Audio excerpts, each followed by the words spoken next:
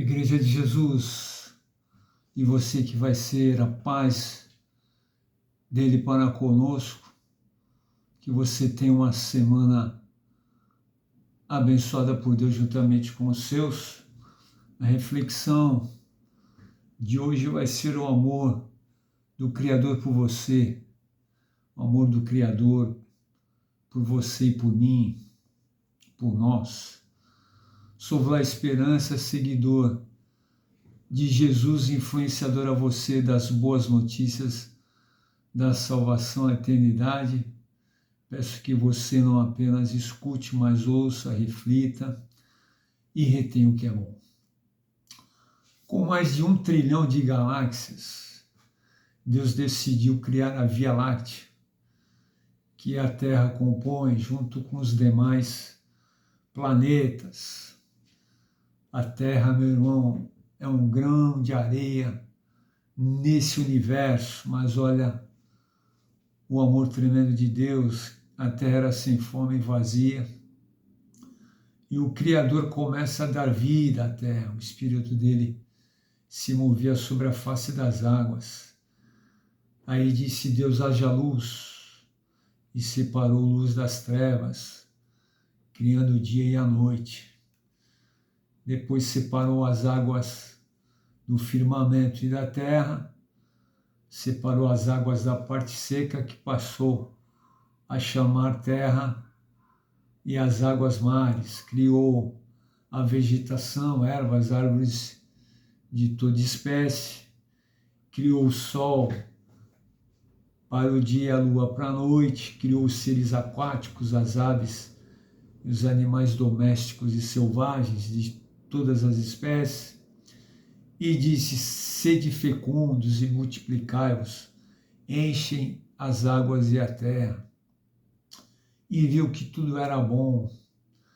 Então disse Deus: façamos o homem à nossa imagem, conforme a nossa semelhança. Criou Deus o homem à sua imagem, e a mulher os criou. Mas, meu irmão, ele fala assim: façamos o homem à nossa imagem e semelhança. Quem fez? Quem estava presente? Era Deus, Jesus e o Espírito Santo na eternidade, criando a terra e o homem juntos. E a questão da imagem, meu irmão, a prova de que Deus, ele tem uma forma, ele tem cabeça, mãos, pés, mas num corpo incorruptível, num corpo celestial. E a prova disso, meu irmão, é a experiência de Moisés, que quando ele estava no monte, que ele desce, ele teve uma experiência com Deus e pede para que Deus mostre a glória dele para ele. E aí Deus responde: diante de você farei passar toda a minha bondade, e diante de você proclamarei o meu nome, o Senhor. Terei misericórdia de quem eu quiser ter misericórdia, e terei compaixão de quem eu quiser ter compaixão, disse a Moisés, e acrescentou: você não poderá ver a minha face, olha aqui, por causa do pecado, porque ninguém poderá ver-me e continuar vivo. E prosseguiu o Senhor: há aqui um lugar perto de mim onde você ficará em cima de uma rocha. Quando a minha glória passar, eu o colocarei numa fenda da rocha e o cobrirei com a minha mão, até que tenha acabado de passar. Então tirarei a minha mão e você me verá pelas costas, mas a minha face ninguém poderá ver. Depois, se você quiser conferir, Êxodo 33, 18 a 23. Então, irmão, imagem e semelhança refere-se à forma, capacidade de raciocinar, de ter vontade, de ser criativo, de ter emoções, o caráter, santidade, que são as características de Deus que ele deu para o homem. Então, o Senhor Deus formou o homem do pó da terra e soprou em suas narinas o fôlego de vida e o homem se tornou um ser vivente. Então o Senhor declarou, não é bom que o homem esteja só, farei para ele alguém que o auxilie e lhe corresponda. Deus os abençoe e lhes disse, sejam férteis e multipliquem-se, encham e subjuguem a terra, dominem sobre os peixes do mar, sobre as aves do céu e sobre todos os animais que se movem pela terra. E disse Deus, eis que lhes dou todas as plantas que nascem em toda a terra e produzem sementes, e todas as árvores que dão frutos com sementes, elas servirão de alimento para vocês. Olha que tremendo, meu irmão. Gênesis 1, de 26 a 29, se você quiser conferir. E aí vem a queda, a desobediência, meu irmão, um grande problema. O Senhor Deus colocou o homem no jardim do Éden para cuidar dele e cultivá-lo. Quer dizer, o primeiro agricultor. E o Senhor Deus ordenou ao homem, coma livremente qualquer árvore do jardim, mas não coma da árvore do conhecimento do bem e do mal, porque no dia em que dela comer certamente você morrerá. Ou seja, o homem nasceu para ser imortal. Aí o diabo, através da serpente, engana dizendo a Eva que ela não morreria e que se comesse seria conhecedores do bem e do mal. Quando Eva viu que era agradável ao paladar, atraente aos olhos e desejável para se obter o conhecimento, comeu e deu ao marido, que não questionou. O pecado se inicia aqui, meu irmão, porque eles perceberam que estavam nus e se cobriram com folhas de figueira. Mas olha que interessante aqui, Igreja de Jesus. Adão recebeu o recado de Deus que não era para comer da árvore do conhecimento do bem e do mal. Ele, com certeza, ele viu a árvore. Com certeza, ele olhou para o fruto e conheceu o fruto. Quando Eva vem oferecer para ele, você percebe que ele está totalmente extasiado com o ambiente, com tudo que estava acontecendo, com a beleza de Eva, que ele não percebeu e nem olhou para a fruta, ele comeu. Com certeza, se ele tivesse observado a fruta que Eva estava lhe oferecendo, ele com certeza ia questionar. Pô, peraí, essa fruta aqui não. Essa fruta que Deus falou que não era para a gente comer, senão a gente ia ser conhecedor do bem e do mal. E não, meu irmão, ele estava totalmente alienado da situação, extasiado com o momento e ele acabou comendo. E aí Adão desobedece, aceita o fruto de Eva sem questionar, pelo encantamento de tudo.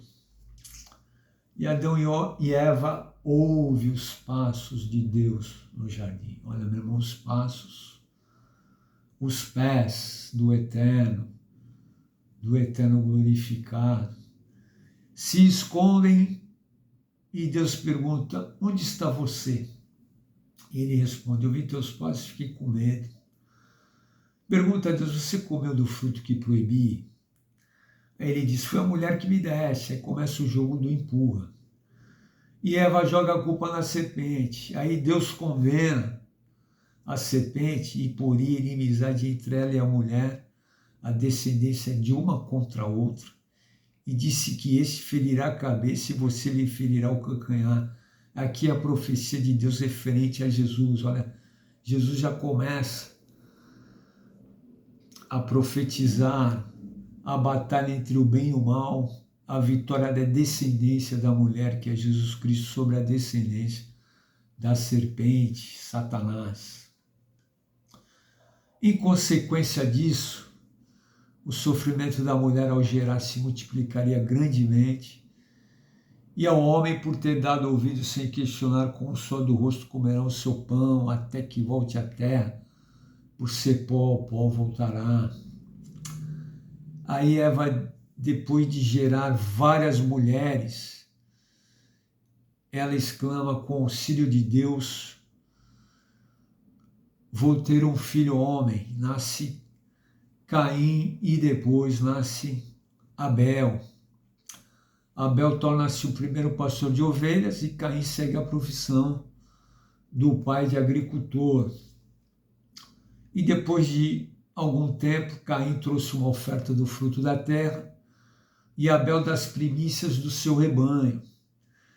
Deus viu a intenção do coração de cada um e aceitou a de Abel e rejeitou a de Caim. E aí o Senhor disse para Caim: por que você está furioso? Por que se transtornou o seu rosto? Se você fizer o bem, não será aceito. Mas se não fizer, saiba que o pecado ameaça a porta. Ele deseja conquistá-lo, mas você deve dominá-lo. Gênesis 4, 6 e 7. Aqui, meu irmão, começa a guerra da carne com o espírito. E aí, Caim, furioso, comete o primeiro assassinato. Adão gerou muitos filhos e filhas e morreu com 930 anos. Olha, meu irmão, 930. E Matusalém foi o que mais viveu com 969 anos. Depois nasce Enoque, que andou com Deus, e depois Deus o arrebatou. Seu bisneto Noé gera Sem, Cã e Jafé. E aí, meu irmão, a maldade continua devido ao pecado, à corrupção da humanidade, pecado dos olhos. Olha essa situação, meu irmão, que o pecado faz. E preste atenção na decisão de Deus. Quando os homens começaram a multiplicar-se na terra, eles nasceram filhas e filhos.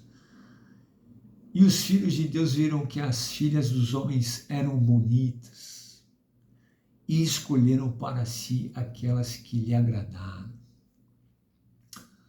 Então disse o Criador: por causa da perversidade do homem, meu espírito não contenderá com ele para sempre. Ele só viverá 120 anos. Meu irmão, o Senhor viu que a perversidade do homem tinha aumentado na terra e que toda a inclinação dos pensamentos do seu coração era sempre e somente para o mal. Então o Senhor arrependeu-se de ter feito o homem sobre a terra e isso cortou o coração. Olha só, a Igreja de Jesus, de 969 anos para 120, por causa dos olhos. Olhou a beleza da mulher e vice-versa e começou uma perversidade total. Deus abaixou a idade do homem para 12%, de 100% para 12%, de 969 para 120 anos. E isso é até os dias de hoje, né? Por causa do pecado. Por causa do pecado dos olhos. E disse o Senhor: farei desaparecer da face da terra o homem que criei, os homens e também os animais grandes, animais pequenos, as aves do céu. Arrependo-me de havê-los feito. Meu Deus, meu irmão. Aí entra a história de Noé. Noé, o Senhor mostrou benevolência, favor, auxílio, compaixão. Por quê? Porque não era justo, íntegro entre o povo da sua época. Ele andava com Deus. Só o segredo, meu irmão, segredo de andar com Deus, de obedecê-lo. E aí Deus pede a Noé para construir uma arca, porque a terra estava corrompida. Deus dá as medidas a ele avisa as pessoas, elas não acreditam, porque o rio mais próximo era cerca de para mais de 100 quilômetros. O povo dava risada, ele construindo a arca, meu irmão. E aí Noé fez tudo como Deus havia ordenado. Aqui está o segredo, meu irmão, do amor de Deus aos que lhe obedecem. E aí o povo casavam-se, davam-se em casamento, comiam, bebiam. Noé separou um casal de cada ave animal. Aí Noé entrou na arca e veio o fim, veio o dilúvio. Por isso que Jesus fala que nós estamos no tempo do fim, próximo ao arrebatamento. E ele cita essa passagem de Noé, de que casavam-se, davam-se em casamento, comiam e bebiam, e não perceberam. E vai ser assim também, meu irmão, próximo ao fim dos tempos, próximo ao arrebatamento da igreja, que nós já estamos nesse período. E após o dilúvio, Deus abençoou Noé e seus filhos, dizendo-lhes: sejam férteis, multipliquem-se e encham a terra. Olha o amor de Deus por você e por mim, meu irmão. Veja o amor de Deus em recomeçar. O Criador quer recomeçar uma nova história com você.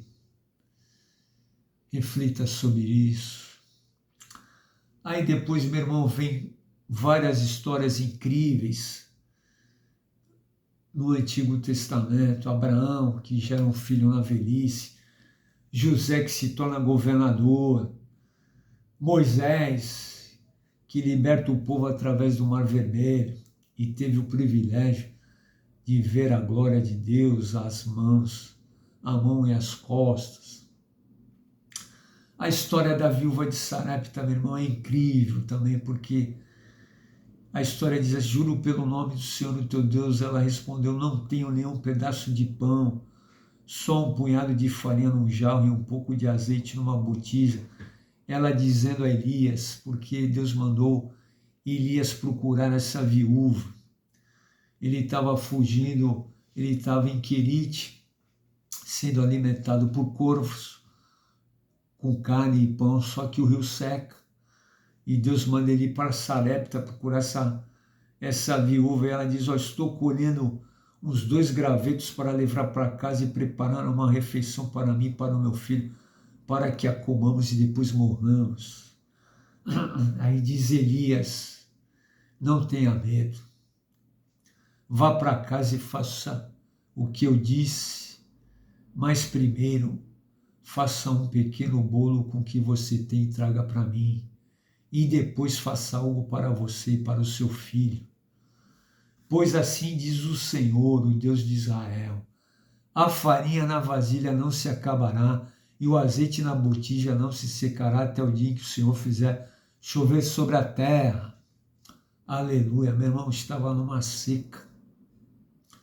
E ela foi e fez conforme Elias lhe dissera, e aconteceu que a comida durou todos os dias para Elias e para a mulher e sua família, pois a farinha na vasilha não se acabou e o azeite na botija não se secou, conforme a palavra do Senhor proferida a Elias.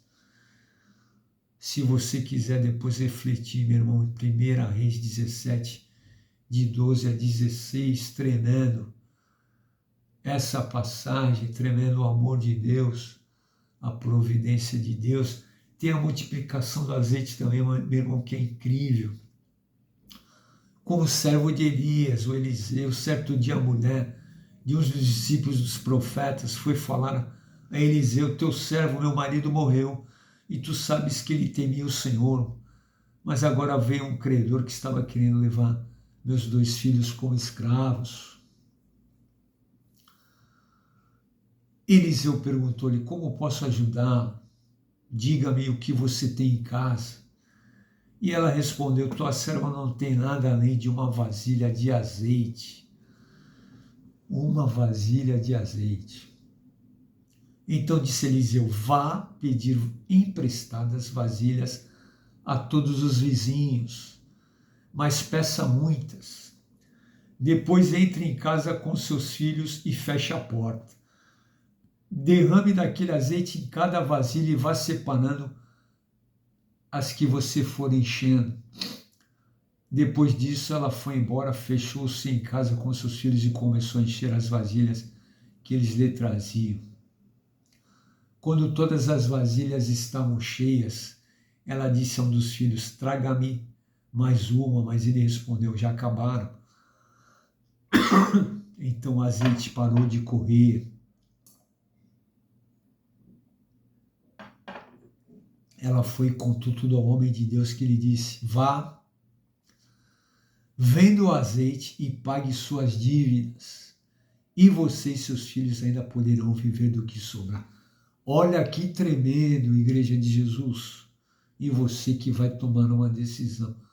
Olha que incrível o amor de Deus para com essa mulher.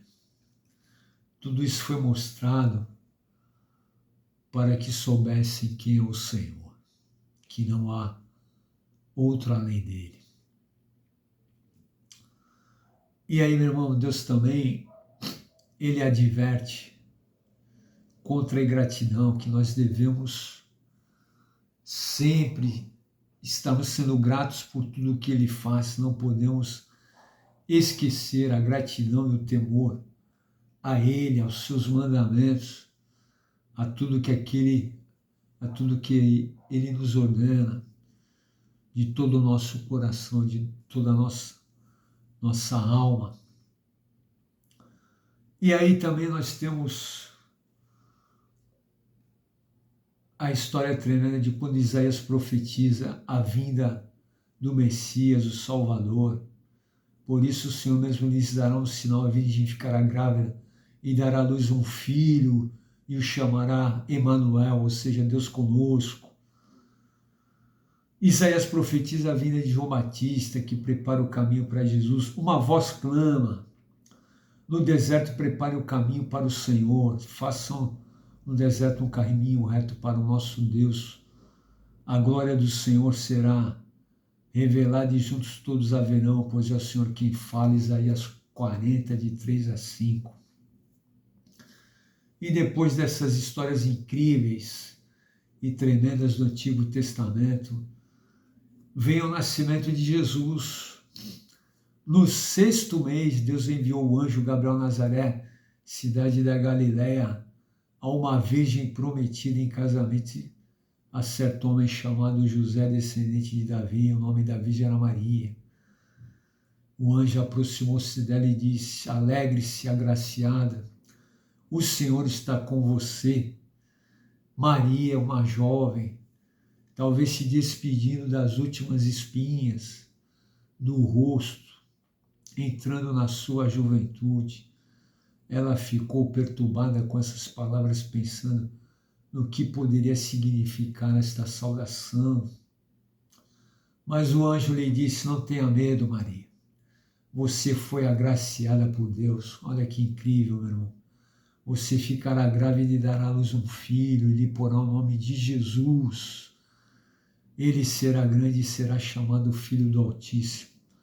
O Senhor Deus lhe dará o trono de seu pai, Davi, e ele reinará para sempre sobre o povo de Jacó. Seu reino jamais terá fim. Perguntou Maria ao anjo: como acontecerá isso se sou virgem?